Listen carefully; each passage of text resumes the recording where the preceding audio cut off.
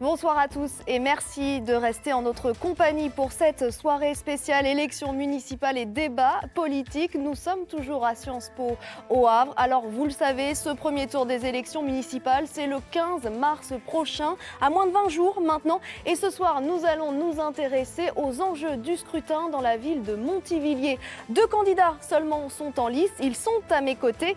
Bienvenue messieurs et merci d'avoir accepté notre invitation. Alors avant de vous présenter, je vous propose d'abord de présenter la ville de Montivilliers, qu'on surnomme aussi la cité des abbesses. Elle se situe à une dizaine de kilomètres du Havre et c'est aujourd'hui la deuxième ville la plus importante de la communauté urbaine du Havre. Et je vous propose de la découvrir en chiffres avec cette carte d'identité.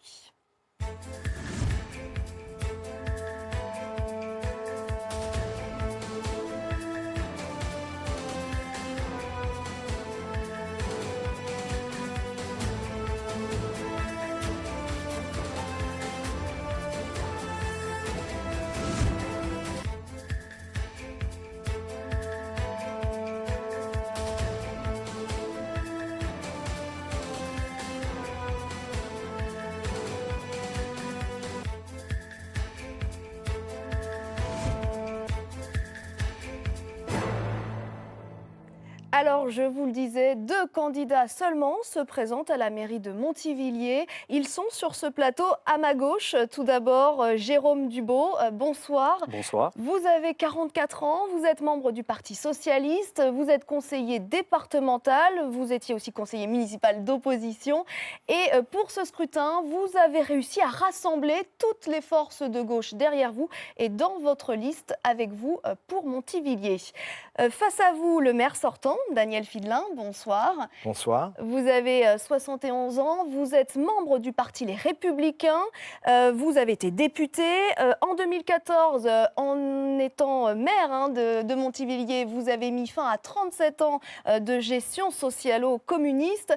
Et aujourd'hui, donc, vous visez un second mandat avec votre liste Montivilliers Énergie Renouvelée. Alors voilà pour les présentations. Je vous propose maintenant de passer au débat. Donc vous avez une demi-heure pour débattre autour de 3 thèmes qui ont été choisis et définis par les Montivillons. On a choisi de leur donner la parole et je vous propose d'ailleurs de les écouter. Il y a les TER et on a toutes les demi-heures, donc c'est assez facile de se déplacer et de justement se rendre au Havre. Le projet de supprimer le TER pour faire un tram, ça peut être problématique par rapport aux gens qui habitent un petit peu excentrés de Montivilliers, à Épouville par exemple. Montivilliers-la-Gare, c'est fait en 10 minutes, vous prendrez le tram, vous mettrez 1 heure ou 3 quarts d'heure. C'est très très difficile de stationner. Et quand vous voulez prendre les transports en commun, vous n'avez pas de place pour stationner votre véhicule. C'est compliqué, les parkings sont souvent pleins, il n'y a pas énormément de parking justement pour stationner. Moi j'ai un grand parking à côté de chez moi, qui est rarement plein d'ailleurs, parce que je pense que les gens hésitent peut-être à faire 100 mètres à pied pour venir vraiment au centre, quoi. Alors, vous l'avez entendu, ce premier thème, c'est les transports et notamment la question du train. À Montivilliers, aujourd'hui, il y a un train, la Lézarde Express régionale, qui relie donc Montivilliers au Havre. Elle est menacée par le projet de construction d'une 3e ligne de tramway, un projet porté par la communauté urbaine, dont, Monsieur Fidelin, vous êtes le vice-président en charge justement de la mobilité. Donc c'est un projet que vous connaissez, que vous soutenez et qui est au cœur en fait de cette campagne. Oui, et quand on parle de transport, on parle en réalité, c'est la mobilité en général, parce que la loi donc, sur les mobilités ne parle pas uniquement que de transport ferroviaire, mais parle également donc, des mobilités douces, du vélo, et puis du covoiturage et bien d'autres formes de mobilité. Alors, le train, qui est donc le sujet qui nous intéresse ce soir, c'est quand même le projet qui est proposé donc, par la communauté urbaine, c'est une chance et une véritable opportunité pour les Montivillons. Pourquoi ? Parce qu'aujourd'hui, le train, certes, c'est 17 minutes pour aller donc, jusqu'au Havre, mais à partir du moment où on arrive sur le quai, il faut ajouter quelques temps donc, pour traverser la gare, attendre donc un tram pour aller là où on souhaite aller. Donc, si vous voulez, c'est quand même quelque chose qui est peu performant, d'autant plus que c'est toutes les demi-heures, d'une part, Et à partir de 17h30, là où il y a les heures de pointe, jusqu'à 20h30, c'est toutes les heures. Donc c'est totalement insuffisant. Donc c'est la raison pour laquelle je soutiens donc ce tramway qui ira certes vers les quartiers sud, mais qui arrivera donc sur Montivier avec certes peut-être quelques minutes. Et là, ce qu'on a dit, 45 minutes, c'est tout à fait faux, complètement faux, parce qu'il n'y aura pas le même nombre d'arrêts, bien sûr, et c'est complètement erroné. Et donc, ce qui a été dit dans la pétition, c'est faux. Alors oui, vous parlez justement du cadencement, plus de cadencement, mais une durée du trajet qui va être plus longue.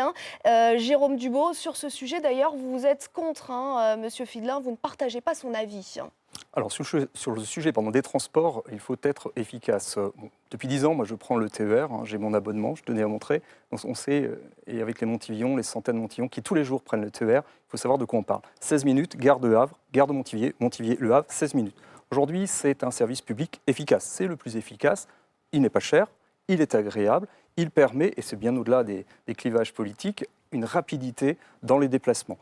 Comment comprendre aujourd'hui, dans un monde où nous avons besoin peut-être de prendre moins la voiture, que l'on puisse supprimer un service public de transport efficace. Moi, je milite pour que nous ayons un TER qui puisse continuer plus tôt, plus tard, plus souvent et plus loin. Pourquoi plus loin? Parce que la communauté urbaine, elle est passée de 17 communes à 54 communes. Il n'est pas possible d'arrêter un projet à Montivier parce qu'il faut aller bien au-delà. Et il faut permettre aux habitants des communes périphériques, je pense au Rollevillers, je pense aux Épauvillers, mais je pense aussi à Cricto. Et peut-être nous pourrions gagner en rapidité à ce niveau-là. Le projet de tramway, je ne suis pas fermement opposé, mais celui que nous a proposé n'est pas bon. Il est bon pour les Havrais. C'est un projet Havre-Havrais et il est très bien et les quartiers sud du Havre ont besoin d'un tramway. Mais avons-nous besoin de passer 30, 35, 40 minutes, que sais-je, dans les transports? Moi, le matin, je prenais le 7h33 ou le 8h03 avec des centaines de Montivillons. 16 minutes plus tard, je suis arrivé au Havre. Évidemment, je marche. Moi, c'était 7 minutes en voiture. D'autres prennent le tramway. C'est une question d'efficacité. Et puis, à l'heure où nous avons besoin de gagner en rapidité, le problème ici, c'est que les habitants vont reprendre la voiture. Et ce n'est absolument pas bon. Nous avons déjà des embouteillages ici ou là, des flux routiers extrêmement denses. Il faut maintenir un service public de qualité. La copie n'est pas bonne. Revoyons la copie. Moi, je propose un vrai débat. Pourquoi pas autour du tramway, mais pas celui-ci, pas ce projet, pas celui-ci. Le LER, c'est efficace. Maintenons et travaillons avec la SNCF pour aller un peu plus tard, un peu plus tôt, parce qu'il faut aussi être en cohérence avec les emplois du temps des uns et des autres. En tout cas, les travailleurs, les travailleuses qui, le matin, comme moi, et c'est le cas le soir quand nous rentrons, on ne peut pas perdre 15 minutes le soir, 15 minutes le matin. Vous multipliez tout cela par 5 jours, cela fait 2h30 de transport perdu dans une semaine, ce n'est pas possible. C'est justement la question de la durée qui gêne, on l'a entendu avec les Montivillons. Qu'est-ce que vous répondez, Monsieur Fidelin? D'abord, quand M. Dubeau prévoit donc une augmentation de la SNCF, c'est absolument impossible. Absolument impossible parce qu'à partir donc d'Harfleur jusqu'au Havre, on est sur la ligne Paris-Rouen-Le Havre. Donc c'est impossible. Je me suis renseigné bien sûr auprès de SNCF Réseau et augmenter la fréquence, ce serait un investissement de 81 millions d'euros donc pour la SNCF et compte tenu du nombre de passagers supplémentaires qu'il pourrait y avoir, ceux existants, mais aussi les supplémentaires, c'est absolument impossible. Ils ne souhaitent pas donc faire cet investissement. Je pense qu'ils ont d'autres priorités, notamment sur le Mantois, donc pour la SNCF, pour faire un investissement aussi important et aussi en fonctionnement. Alors sur le temps de trajet, on a fait quand même quelques comparaisons avec l'hôtel de ville du Havre. Et on se ressort à 2 ou 3 minutes de différence parce que quand on arrive à la gare du Havre, M. Dubeau pense 16 minutes, certes, mais 16 minutes de quai à quai. Mais après, il faut traverser la gare, il faut attendre pendant 2 ou 3 minutes donc un autre tram et prendre cet autre tram jusqu'à l'hôtel de ville. Et on arrive avec 2 ou 3 minutes. Mais ce qui est important, c'est qu'on desservira pour les Montivillons eux-mêmes donc des centres quand même importants tels que les docks, les stades et tout cela, donc jusqu'à une amplitude jusqu'à minuit le soir, alors qu'aujourd'hui, à 20h30, il n'y a plus de train. Et on est aux heures de pointe à 1h. Donc moi, j'ai des jeunes qui m'ont interpellé justement donc, Et ils m'ont dit, mais écoutez, on arrive à 18h, on ne peut plus revenir, il faut prendre le bus, et c'est très très long. Et il y a une question de coût, hein, Monsieur Dubo, forcément. Oui, mais aller plus tard, évidemment, moi je défends ce projet plus tôt, plus tard, parce qu'évidemment, on ne peut pas se satisfaire. Alors on parlait de 80 millions, le tramway, c'est 340 millions. 340 millions pour ce trajet, pour ce tramway. Entre 250 et 310 millions 340 millions. Simplement, il faut être ambitieux. La SNCF n'a pas été contactée dans ce dossier, et c'est dommage. C'est dommage, et nous pouvons techniquement. Charles Revet, qui n'est pas de mon bord politique, chacun le connaît, c'est un sénateur de droite, défendait une EER qui puisse aller jusqu'à Cricto. Moi, je crois que la vraie ambition aujourd'hui, c'est qu'on ait moins de voitures, donc des services publics performants. Pourquoi supprimer un service public efficace pour le remplacer par un hypothétique projet qui va rallonger? Vous parliez des docks. Très sincèrement, les travailleurs qui le matin prennent leur cartable ou les étudiants, nous n'en avons que faire d'aller au quartier Saint-Nicolas, c'est très sympathique, d'aller au dock, d'aller se balader du quartier de l'Eure. Ce qu'on veut, c'est la rapidité. Moi, ce qui m'intéresse et ce qui nous intéresse, et nous sommes bien au-delà des partisans et des clivages politiques, c'est d'aller vite. Et on va vite avec un train.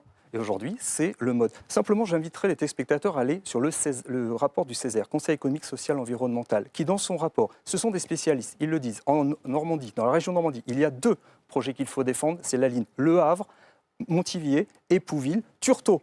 Et donc c'est un vrai projet et c'est porté par des spécialistes. Donc il faut travailler. Moi je souhaite que nous remettions sérieusement cette étude parce que celle que nous a proposée, elle a complètement oublié Montivier. Vous n'étiez d'ailleurs pas présent lorsque le plan mobilité a été présenté. Vous avez été absent pour les Montivillons. Vous avez été absent en tant que vice-président des transports. Et alors, sur ce dossier-là, les Montivillons le savent. Monsieur Filin, pour conclure sur ce thème des transports. Alors moi j'étais absent. J'étais avec Transcité, donc sur la mobilité. Donc il n'y a pas de problème. On m'avait présenté le dossier auparavant. Moi, je pense que c'est une véritable chance pour les Montivillons. Une vraie opportunité de pouvoir arriver au Havre à un temps effectivement limité. Certes, peut-être 3-4 minutes de plus pour aller au Havre, mais avec des dessertes beaucoup plus intéressantes, une amplitude plus intéressante. On parle d'une demi-heure, de 30 minutes. À peine une demi-heure. Non, mais ce n'est pas les 45 minutes qu'on avait dit au départ, dans la fameuse pétition. Vous savez, on dit supprimer l'ALR. Non, c'est remplacer l'ALR. Et puis on oublie aussi le côté environnemental. C'est-à-dire qu'aujourd'hui, c'est l'électricité avec c'est le gasoil aujourd'hui avec la LER, mais demain, ce sera l'électricité. Donc, et puis moins d'embouteillage, parce que lorsque vous aurez toutes les 10 minutes donc un tram qui arrivera sur le Havre, les gens ne prendront plus la voiture, parce que quand vous arrivez à l'hôpital Monod pour aller jusqu'au Havre, vous mettez 20-25 minutes d'embouteillage. Donc là, je pense que ce sera quand même quelque chose de tout à fait positif. Bon, alors je vous propose de conclure sur ce thème et de passer au suivant. Pareil, on a choisi de donner la parole aux Montivillons et je vous propose de les écouter. J'entends beaucoup de gens qui disent qu'ils ont du mal, ils sont obligés d'aller très loin pour aller voir un médecin. Il n'y a plus de médecins, il me semble, à la Belle Étoile maintenant.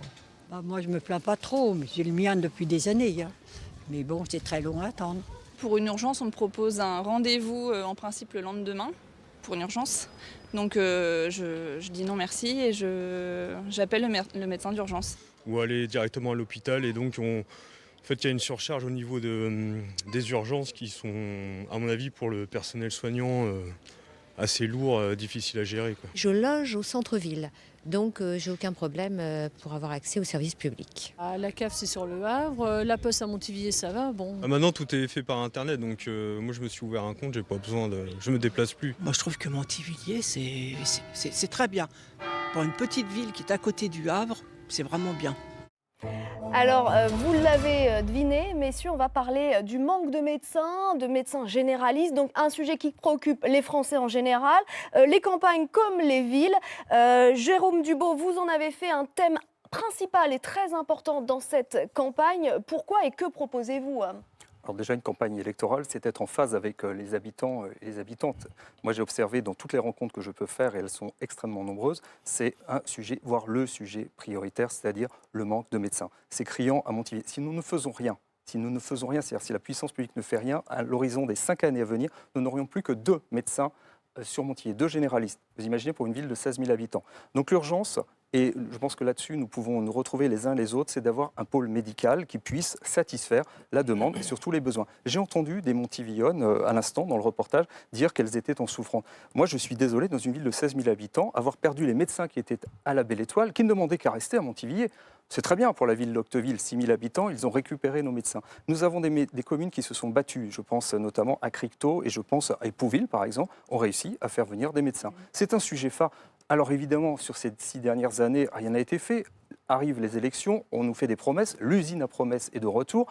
Moi, je pense qu'il faut entendre ce que disent les Montivillons. Je pense que c'est le sujet prioritaire. La santé, c'est la santé pour tous. J'en profite parce que Montivilliers, c'est aussi la ville dans laquelle est implanté un hôpital, l'hôpital Jacques Monod, 4500 personnels. Moi, j'ai une pensée pour ce soir, pour tous ces personnels soignants qui font un formidable travail, parce que évidemment, vous l'avez entendu, les habitants, quand ils n'ont pas de médecin, ils vont aux urgences. Évidemment, ça encombre et ça joue sur la pénibilité du travail. Donc les personnels soignants de l'hôpital Jacques Monod sont en souffrance. Il faut penser aussi à cela. Et puis, je pense à cette dame qui habite à Chauffe-de-Caux ou à ce monsieur qui est à la Paynière qui me dit « Mais moi, je dois refaire des kilomètres alors que si nous pouvions avoir nos médecins à Montivilliers ». Je crois que c'est un enjeu majeur. En tout cas, c'est celui que nous avons envie de porter avec la liste avec vous pour Montivilliers. Des médecins pour tous, des généralistes, bien évidemment, des spécialistes, parce que nous devons avoir une réponse pour ces besoins.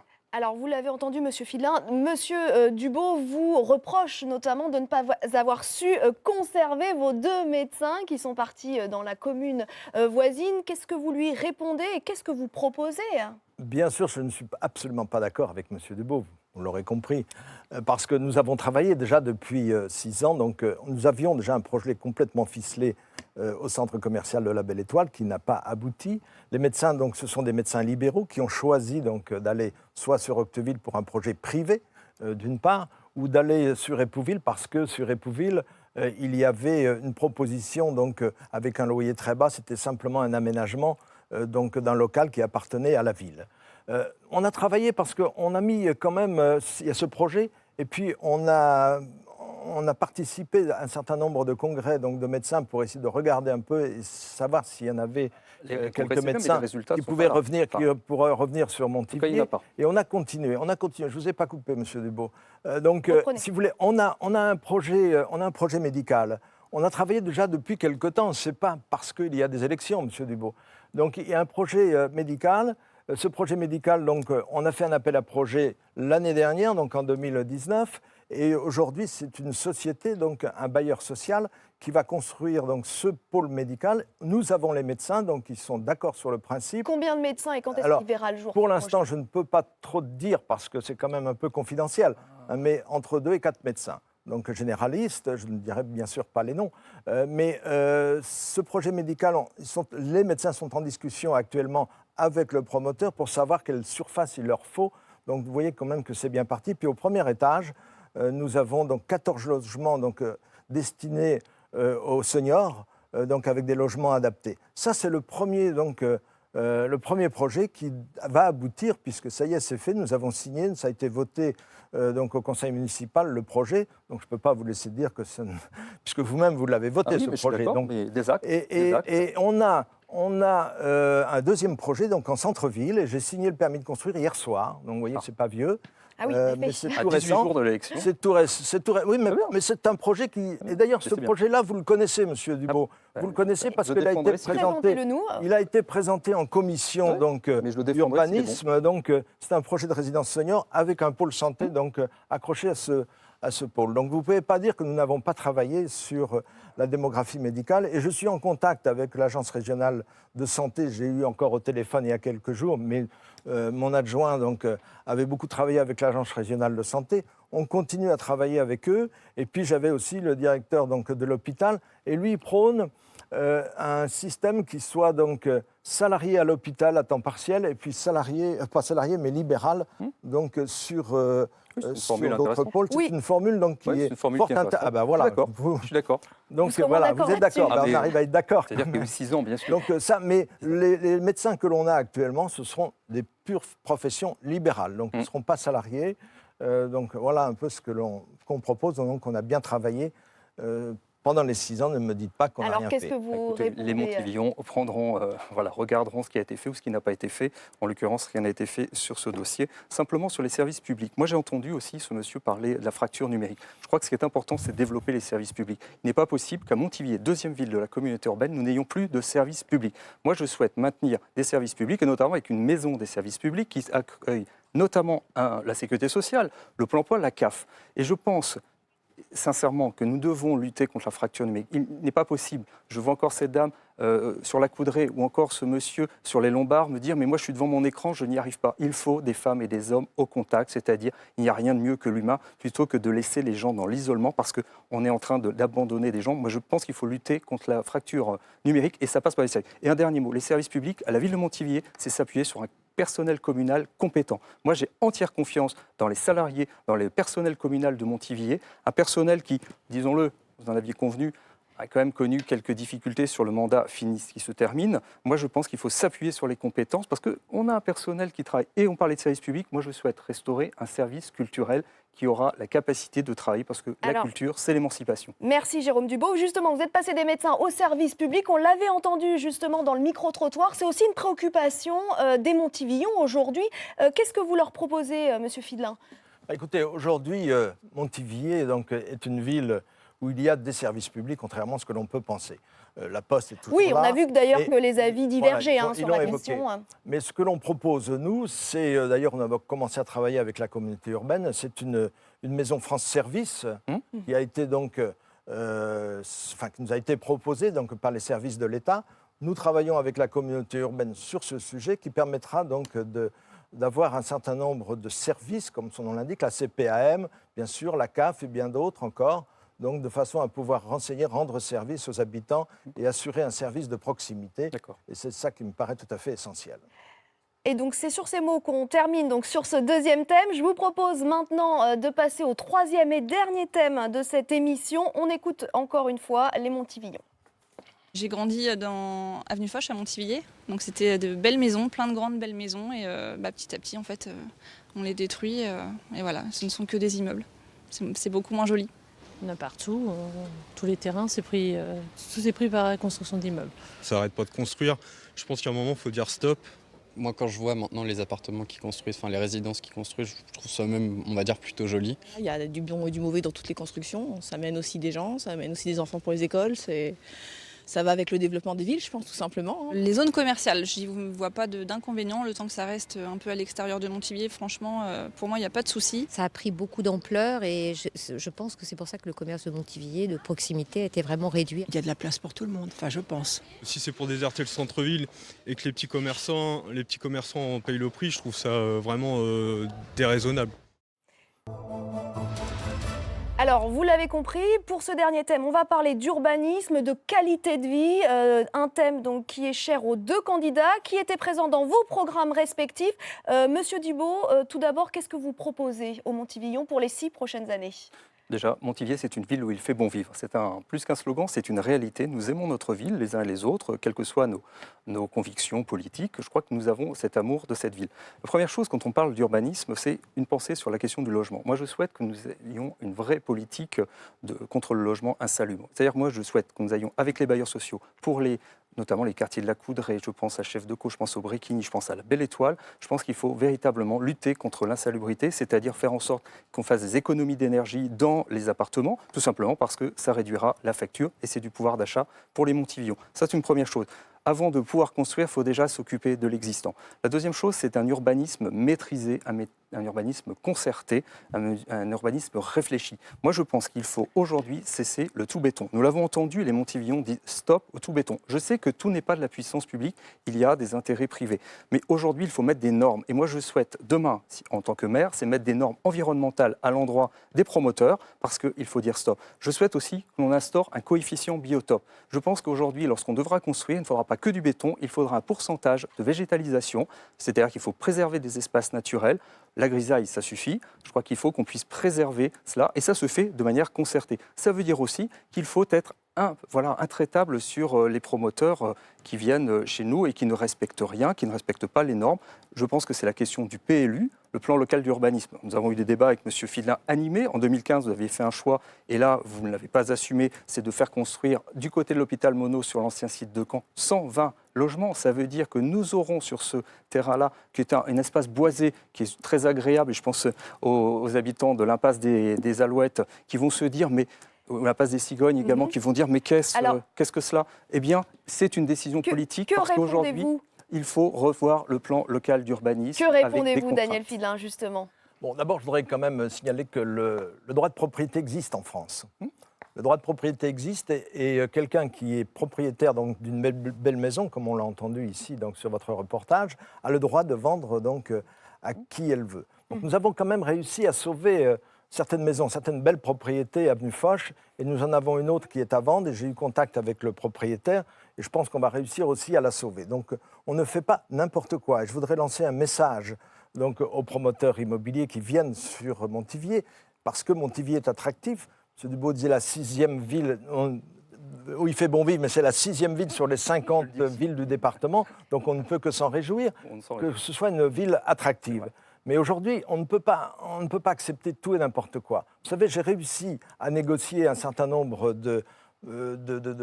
d'immeubles qui devaient être construits donc sur Montivier, à changer complètement, parce qu'il ne faut pas l'oublier qu'on est la seule ville de la communauté urbaine à avoir donc mis en place la concertation qui permet de discuter avec les riverains, avec le promoteur qui doit donc tenir compte des difficultés des riverains et de leurs réflexions. Donc je pense qu'on ne peut pas faire n'importe quoi, et ça c'est un message que je voudrais lancer. Et un cœur de ville, forcément où il fait bon vivre, c'est attractif, hein, Monsieur Dubaud? Oui, Montivier, c'est une ville attractive, elle est dynamique. On parle du centre-ville, mais on pense aussi à la Belle Étoile. Et là, je pense que nous avons, à l'égard des commerçants, vraiment une envie qu'ils puissent reprendre leur activité, parce qu'un commerce, ce n'est pas seulement une prestation, ce n'est pas seulement un service, c'est du lien social. Je le mesure tous les jours en baladant dans la ville. Quand on a plaisir à aller acheter ou son pain, son journal ou son beefsteak, c'est au-delà d'un service, c'est un échange avec les commerçants. Donc le commerce de proximité, il faut le défendre. Pour cela, tout est un tout, c'est-à-dire qu'il faut aussi repenser la question du stationnement en ville. Nous parlions des transports tout à l'heure. Je pense que quand on a des transports qui permettent de bien desservir la ville, d'éviter l'engorgement des voitures, c'est aussi de permettre de relancer l'attractivité à l'endroit des commerçants dont nous savons qu'ils aiment leur ville et qu'ils font le nécessaire. Et justement, je vous coupe, mais on termine sur ce sujet. Justement, le centre-ville, Daniel Fidelin, c'est au cœur aussi de cette campagne et de votre programme. Alors, le centre-ville, je dois dire, vit bien ici à Montivier. Les commerces sont donc de beaux commerces. Mais vous avez plein de projets. Très accueillants. Ce centre-ville. Oui, le projet que l'on a, c'est donc de créer une SEM qui permettra donc, avec la ville de Montivier et avec d'autres partenaires, de pouvoir donc acquérir les commerces qui sont à vendre de façon à ne pas laisser venir des commerces dont on n'a pas envie, que ce soit par exemple des bureaux, et qui ne permettraient pas donc d'avoir l'animation que l'on souhaite, donc, et puis le service de proximité que l'on souhaite pour nos habitants. Je crois qu'il n'y a pas de concurrence non plus avec les grandes surfaces qui sont à l'extérieur. Les commerces sont totalement différents. Mais je voudrais rebondir sur les logements. Alors, c'était le mot de la fin, Monsieur Fidelin. L'heure tourne, donc ce débat s'achève quasiment. Je vous propose maintenant de conclure justement ces échanges. Vous avez chacun 1 minute pour vous exprimer, pour convaincre aussi. Jérôme Dubaud, d'abord. Merci. Alors moi, j'ai eu beaucoup de plaisir à débattre ce soir à Montivier sur des sujets ô combien importants, les questions du quotidien. Et je remercie France 3 d'avoir permis ce soir de parler de Montivier, la 2e ville la plus peuplée de l'agglomération havraise. Et ce soir, c'est un plaisir que d'être ici pour parler de notre ville, une ville que nous aimons. Montivier ne serait pas Montivier sans son tissu associatif dans les domaines du sport, de la culture, de l'éducation populaire. Montivier ne serait pas dynamique sans ses commerçants, sans ses entreprises. Donc Montivier est une ville extrêmement attractive. Et puis Montivier, c'est le lien social, le plaisir qu'ont les habitants à se retrouver, à échanger. Et sur un projet municipal, c'est d'importance. Pour moi, le maire doit être un homme proche, c'est celui qui reçoit. Je suis militant de la démocratie participative. J'ai écrit, je présenterai aux Montivions un projet écrit, rédigé par eux et pour eux. Plus de 200 Montivions ont permis l'écriture de ce projet. Ça les concerne. Et donc, c'est un projet qui est citoyen, écologiste, solidaire. J'en termine en disant que le 15 mars, un seul tour, moi j'ai envie... Le mot de la fin, Monsieur Dubaud. Oui, l'avenir ensemble à Montivier, qu'on mette de la couleur dans la ville de Montivier. Le 15 mars, toutes et tous, soyons avec vous pour Montivier. À vous, Daniel Fidelin. Merci. Moi, je me réjouis d'avoir débattu ici sur ce plateau. Effectivement, c'est une première donc, pour la ville de Montivier, puisque lorsque vous m'avez dit que vous aviez choisi 4 villes donc, dans le département de la Seine-Maritime, dont Montivier, donc j'étais particulièrement satisfait.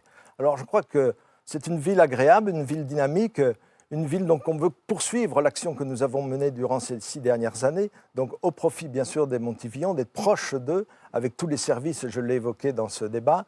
Et puis le 15 mars prochain, donc, les Montivillans auront le choix entre 2 listes.